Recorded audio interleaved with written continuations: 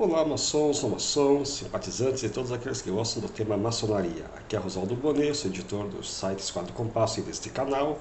E hoje eu queria bater um papo interessante com vocês sobre: é possível ser maçom e cristão?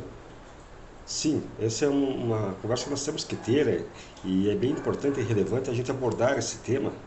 Por quê? Porque há uma confusão muito grande, principalmente entre os cristãos da linha pentecostal, né, de que se você é cristão você não pode ser maçom, ou até alguns segmentos da Igreja Católica que pregam que os maçons são excomungados pela Igreja.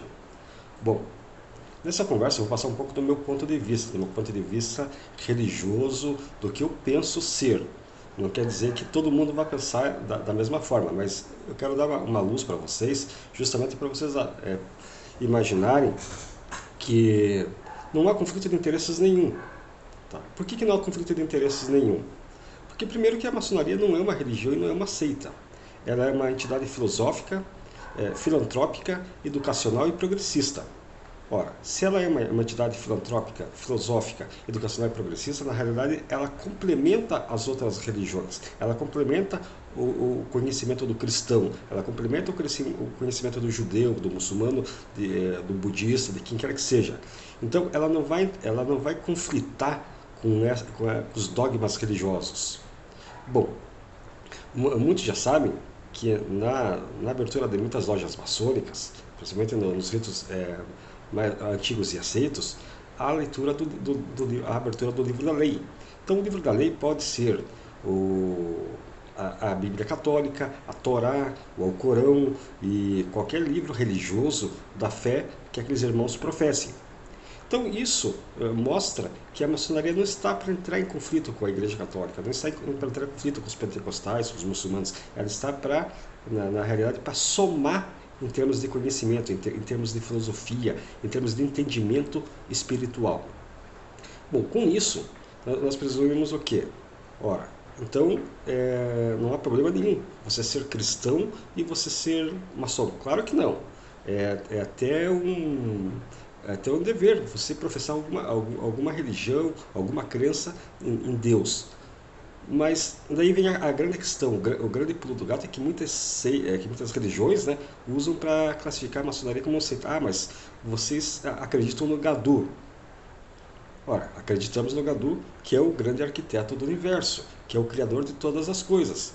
Pode ser o Deus do cristão, o Alá dos muçulmanos, pode ser o Shiva dos hinduístas, pode ser qualquer nomenclatura, que o grande arquiteto do universo nada mais é do que apenas um outro nome que nós achamos melhor nomear, definir Deus. Então, Deus pode ter várias definições em nossas vidas, né? E para o maçom, ele é o grande arquiteto do universo, porque ele fez a nossa vida em 7 dias, ele que criou tudo, ele que planejou tudo, ele que construiu tudo. Então, ele não deixa de ser um arquiteto. Ele arquitetou toda a nossa vida terrena, espiritual, a nossa vida moral, tá? Então, por isso que nós chamamos ele de grande arquiteto do universo, abreviando Gadu. Com isso, gente, nós começamos a ver que são crendices, são fake news que as pessoas acabam colocando em relação aos maçons, mais por interesse de poder político e social do que por uma questão religiosa. Ora, existem inúmeros bispos que foram maçons, existem inúmeros padres que foram maçons, existem inúmeros pastores que são maçons e eles não veem nenhuma afronta aos dogmas religiosos deles. Mas quando nos mandamentos lá diz que você só pode ter um Deus. Sim, mas o Deus dos maçons é o Deus de todo mundo, é o Deus dos cristãos, é o Deus dos muçulmanos. O que vai mudar apenas é a concepção da nomenclatura, a concepção do nome, a concepção do conceito de Deus. Ora, o nosso Deus, ele é um Deus abrangente, é um Deus de amor, de evolução, um Deus espiritual. Ele é o mesmo Deus dos católicos, é o mesmo Deus dos cristãos, assim como é o mesmo Deus que criou tudo. Tá? Deus só criou as diversas religiões justamente porque para que o homem tenha vários caminhos, mas todos os caminhos levam a um único objetivo: a busca da luz, a busca da ascensão espiritual, do conhecimento, a busca da perfeição como ser humano. Então, esse é o principal pressuposto de Deus. Ora, com isso, então é uma inverdade que nós não podemos professar a mesma fé que um cristão. Ora, nós podemos, depende de onde você foi criado e da filosofia que o maçom vive naquele momento. Por exemplo, é claro que o maçom, como eu falei para vocês, o maçom muçulmano vai numa loja onde eles vão abrir o livro da lei, que é o Alcorão. O maçom judeu é a mesma coisa. E isso é o livre-arbítrio e é a diversidade que a maçonaria prega. Porque a partir do momento que ela é uma entidade filosófica, é uma entidade que ela vê a ciência, a razão, a moral, a ética com outros olhos. Ela não é adogmática. Ela tem... Ela até estuda conjuntamente com os dogmas católicos, com os dogmas cristãos, muitas das suas ponderações. Muito da ritualística foi criado com base nas religiões até então estabelecidas. Como a maçonaria tem a sua formação a sua principal formação na Idade Média, é muito evidente e muito claro que ela assimilou muito de preceitos católicos, de preceitos cristãos. Tá? E com o decorrer do tempo, claro, abrangeu os luteranos, abrangeu os metodistas, na época das cruzadas, muçulmanos, tá? Até porque a própria cultura europeia, ela assimilou muito da cultura muçulmana, assimilou muito da cultura oriental na época das cruzadas. Então, é temeroso nós falarmos e nós afirmamos que o maçom ele é uma pessoa excomungada. E o excomungado, na realidade, o que é na Igreja Católica a excomunhão? É você comungar em separado, é você comungar em separado dos demais, mas você não deixa de fazer a comunhão. Tá? E como eu sempre digo, né, enquanto religião, cada um de nós é o seu próprio templo, tem o seu próprio livre-arbítrio, tem a sua própria linha de pensamento. Tá? Então nós não podemos condenar e impedir que um maçom seja cristão e que um cristão seja maçom. Nós temos que entender que são coisas maçonaria e religião são coisas diferentes, mas que se complementam, que se convergem em termos de preceitos, em termos de conhecimento, de sabedoria. Porque a sabedoria está justamente aonde? Na evolução espiritual. Se você vai lá para o Tibete, vai lá para um retiro espiritual em qualquer lugar do mundo, tá? Você vai buscando o quê?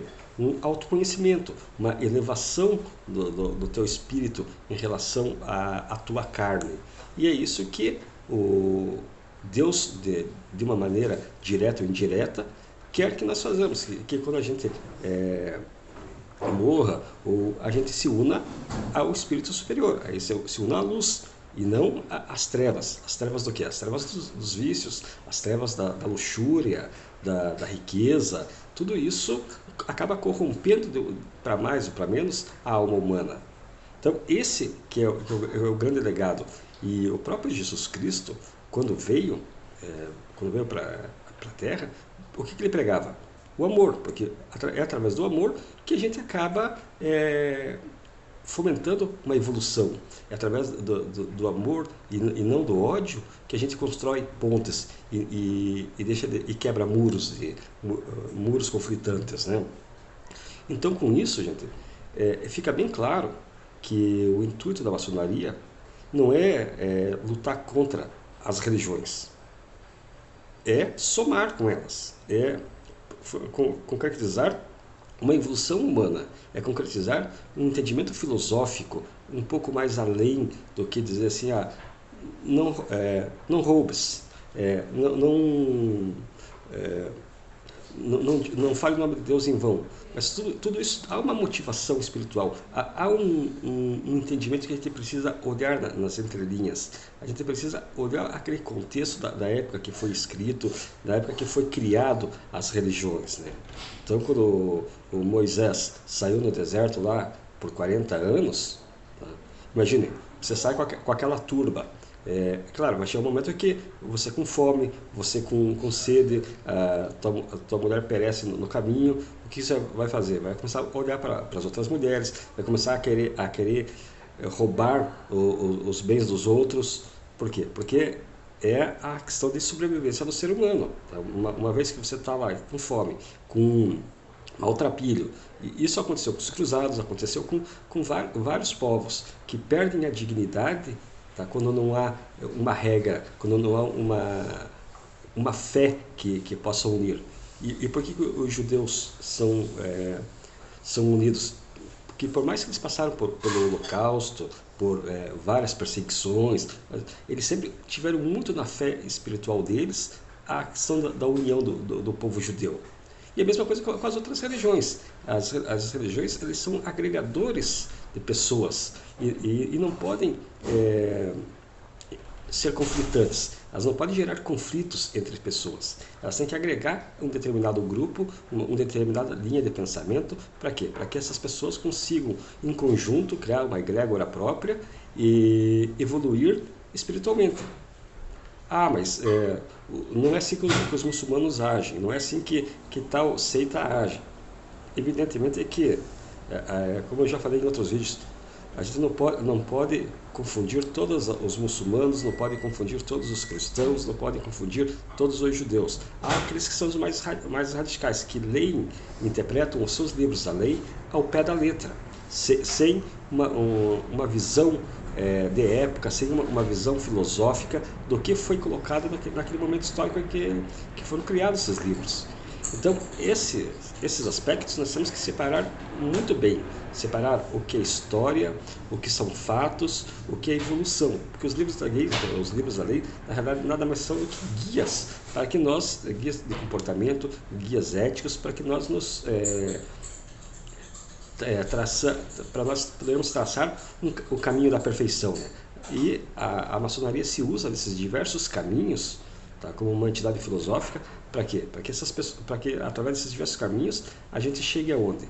Encontre o quê? Possa lapidar nossa pedra bruta, possa encontrar a luz, possa sair das trevas da ignorância, das trevas dos vícios, das trevas de todos os males criados pelo homem, né?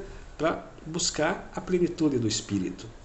Então, é isso que muita gente não percebe. Então é fácil você dizer assim, eu sou cristão, mas meu pastor me proibiu de ser maçom, porque maçom é seita, porque maçom, o Deus do maçom é o Baphomet, o Deus do maçom é outro que não é o nosso Deus. Ora, Deus é uma única entidade, quer seja para aquele garoto que nasceu lá numa seita xamã, como de uma tribo indígena, como de um católico, como um muçulmano, um hinduísta, quem quer que seja. Se Deus quis assim, é porque Deus tinha um objetivo para toda a humanidade, né, gente? Então, se Deus deixou que o homem criasse várias religiões, foi para preservar o livre-arbítrio do homem depois que começou a habitar o planeta Terra. Então, tudo isso, tá, são questões que nós temos que refletir enquanto maçons, enquanto cristãos, e passar esse conhecimento para as demais pessoas, para que as pessoas percebam que religião é uma coisa, filosofia é outra, seita é outra coisa também, e que em algum momento todas elas podem se converger. Por exemplo, um espírita pode ser maçom, pode ser católico. Um católico pode ser espírita, pode ser maçom. E desde que sejam filosofias complementares, desde que sejam complementos para o enriquecimento espiritual dessa pessoa. Então nós não podemos condenar, na realidade, nenhuma religião, porque todas têm os seus objetivos, todas foram criados com um objetivo. Todas têm nas suas leis, nos seus dogmas, nos seus regramentos, aspectos da bondade divina.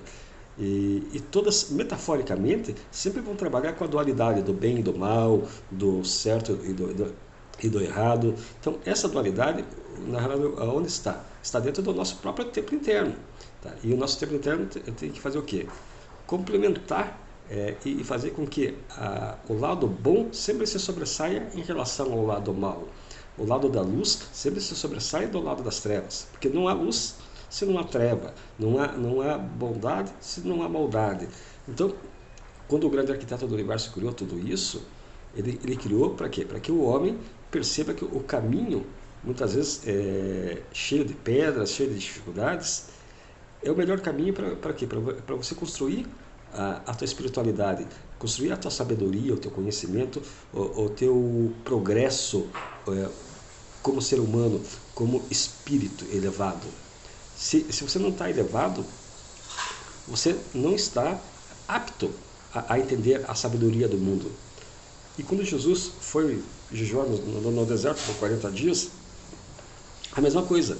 Ele se viu em conflito com o seu eu interior, tá? Porque estava lá o diabo tentando ele, estava lá o Satanás dizendo: olha, você é filho do homem, crie água aqui se você tem sede, crie uma cama confortável se você dorme na pedra.